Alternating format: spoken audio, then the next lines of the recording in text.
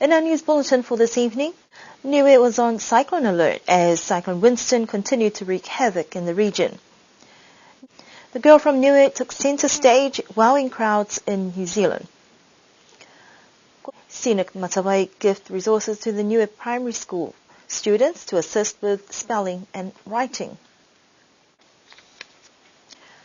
The cyclone that devastated the islands in the Kingdom of Tonga had enough impact to cause some anxiety to our island in the past few days.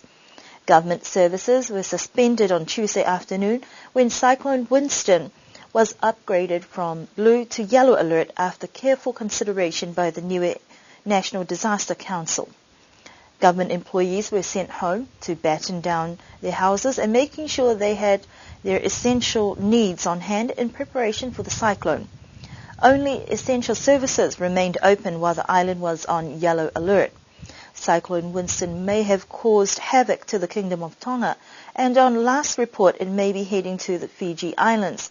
But Niue was feeling the impact from it, experiencing heavy wind gusts of 85 to 120 kilometers per hour.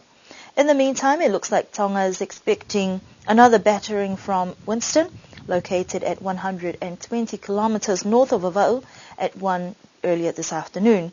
The second in a few days, with the weather forecast predicting wind gusts of up to 250 kilometers per hour near the center. Due to the current El Nino weather patterns, the island group of Vava'u were more prepared than ever as they face damaging winds for the second time in as many days, expecting heavy damaging sea swells and flash flooding. People are moving from low-lying areas into church buildings. The New Zealand Met Service reported that the winds near the centre of the cyclone were expected to continue to intensify and will be felt on Fiji's main island of Vitilevu. Yellow alert was lifted this morning, but Niue remains on blue alert and schools will reopen tomorrow. The girl from Niue Island took centre stage in South Auckland a few weeks ago, winning over the crowds who witnessed Pacific Theatre at its best. The production was a collaboration between Sinahe Manaheko and Velamon Sote, combining resources and a desire to take Niuean stories to another level. Niuean stories in theatre are rare, and the response for this particular play was overwhelming, managing to break box office records at the venue for January and February from the past 3 years. What inspired me was love.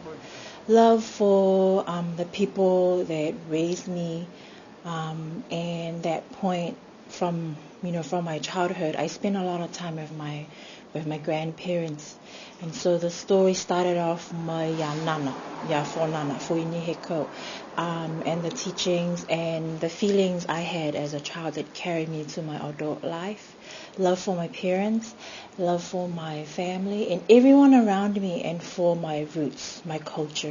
It was based on my life really, but then we put it out in a way that everyone can relate to. If you were there, you would say, "Oh yes, that happened to me too," or "I had a relationship with my nana as well, or my grandma or my grandpa as well." And so it was written in that way. It brought out the language. It brought out our basic lifestyle here on Niue. Kids, we wake up in the morning to pick up rubbish. You grow up doing all these chores at home that seem unimportant now. But it's so important when you grow up and you leave home, you come back to those things and you feel in touch with the land. You feel connected with yourself, with the people. And it also showed the struggles, the conflict, the hardships that any young person would go through in order for them to taste, something, a win in their life. A success in their life, whether it be through school or something that they were doing, that gave them that sense of fulfillment. So it showed like the journey of that young person, which we hope would serve to educate our other young people and connect the generation between a young person, and their parents or their grand. I took my niece Adelia Tangilangi with me just to go down and learn. It was a development thing for her because my overall desire was to open up something where this is a pathway for youth as well. In entertainment and culture, performing arts, it's very dear to me. I love doing that because it gives me a lot of insight. It opens my eyes and helps me love being here at home. The show was on stage for 2 weeks, but the production was a novelty in itself that relied on a mixed pool of actors to bring the story to life and show the journey of a seemingly typical island girl by the name of Hemana that was well received by audiences. The people that we spoke to, they just loved it. They enjoyed they enjoyed the show from the beginning to the end, and that was what we wanted to achieve, was that people come and feel like it was worth their money, it was worth their time to come. So people leave going away feeling fantastic, feeling grateful, feeling connected back to Niue, feeling homesick for her. We get so many people coming 4, 5, 6 times because they wanted to come back and hear those words, hear the words that were spoken to them when they were young, or hear the words that they spoke to their kids as their kids were young. So it was a very good feeling of family, a very good feeling of connection to their roots, and also proud. People were proud to be Niue. Sina says being part of this process has been a learning experience, but they're also thankful for the support of the community and people. We asked her what the future holds for the girl from Niue. The story belongs here at home. So we've had people ask, when are we bringing it here at home? And it's only a matter of resources to bring it here at home. And that is, of course, one of the main priorities for us, is to bring it back here to Niue, bring it back to the people, because that's where we get all the power. And we've also, we're now in discussion with the Niuean community in Brisbane.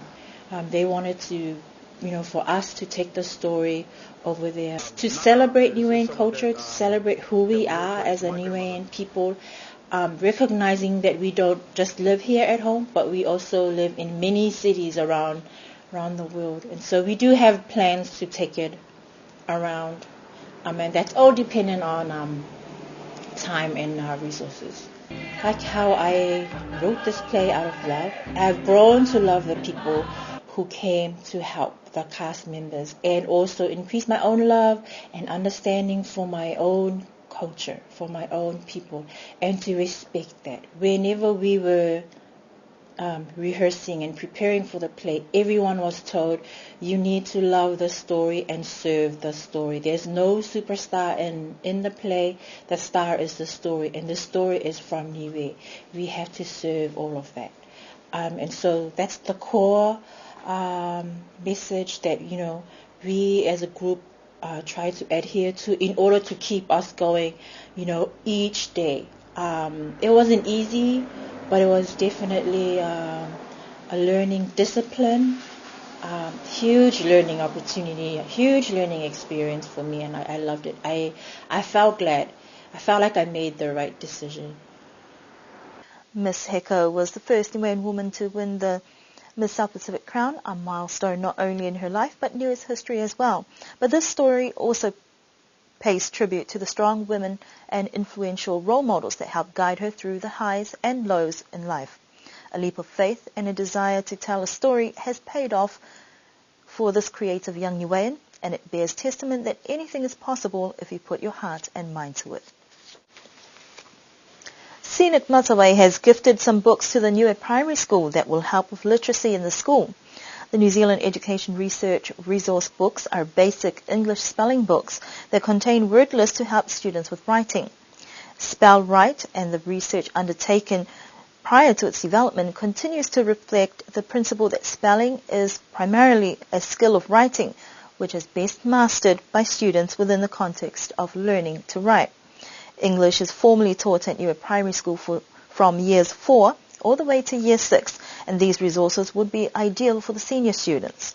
Scenic Matawai manager Simon Jackson says that this is part of their community support program, and this will continue with more assistance planned over the year. Literacy is the ability to read, view, write, design, speak, and listen in a way that allows children to communicate effectively. Acting Principal for Newark Primary School, Carol Edwards, says that this is a most welcome resource for teachers to use and one that they have needed for some time. However, these books are quite costly, and they're happy that Scenic have come forward with this contribution of 100 books that are worth more than $1,000. That concludes our news bulletin for this evening. We do hope that you can join us again for our next news bulletin next week.